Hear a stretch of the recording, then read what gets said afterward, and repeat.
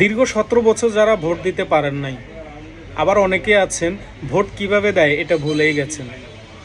আবার তার মধ্যে এবারে বাংলাদেশে সবচেয়ে বেশি হলো নতুন প্রজন্ম, নতুন ভোটার।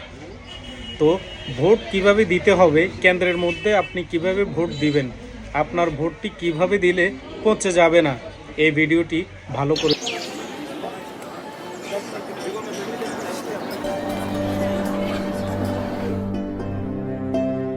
আপনার নাম? সোনিয়া রহমান। বাবার নাম? শফিকুর রহমান। মায়ের নাম? আকিয়া বেগম। 212325281659 ওখানে যান।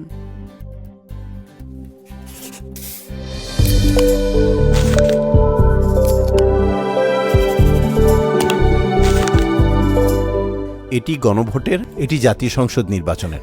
আপনার পছন্দের প্রার্থীর প্রতীক চিহ্নের ঠিক মাঝ বরাবর এই সিলটি দিবেন। তারপরে এভাবে ভাঁজ করে ব্যালট বক্সে দিয়ে দিবেন।